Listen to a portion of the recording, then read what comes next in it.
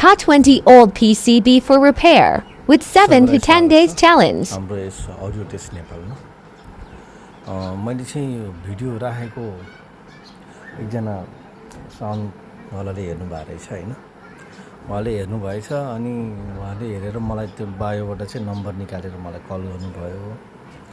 अनि उहाँले चाहिँ उहाँको एउटा एम्प्लिफायरको बोर्ड चाहिँ जुन चाहिँ धेरै ठाउँमा लगेर नबनेर थन्काएर राखेको र अनि त्यो चाहिँ बनाउन सक्नुहुन्छ भन्ने त्यो उहाँको बोलीमा चाहिँ मैले एउटा च्यालेन्ज मैले पाएँ कि कतिको दम छ भन्ने जस्तो कुराहरू गर्नुभयो कि उहाँले। अनि यो चाहिँ 3 दिन अगाडिको कुरा हो। ल ठिक छ, ल पठाउनुहोस् म हेरिदिन्छु भनेर मैले भने। उहाँले चाहिँ यस्तो कन्डिसनको बोर्ड यो हेडसिङ सहित मलाई यसरी पठाइदिनु भएको छ है। ल हेर्नु यो बोर्डको हालत र यो बोर्ड चाहिँ त्यो अब हुन्छ नि, दम छ भने यो बोर्ड बनाएर देखाउनुहोस् भन्ने जस्तो कुरा भयो होइन।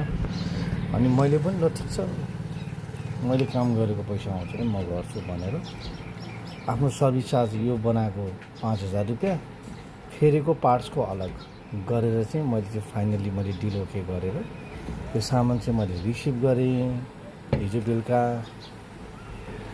अब यो चाहिँ बनाउने मैले टाइम चाहिँ 1 हप्तादेखि 10 दिनमा चाहिँ म कम्प्लिटली मलाई चाहिँ पुरै बनाएर दिन्छु भन्ने बाचा गरेको छु। अब हेरौँ, म कोसिस गर्छु यसलाई जसरी पनि बनाउने।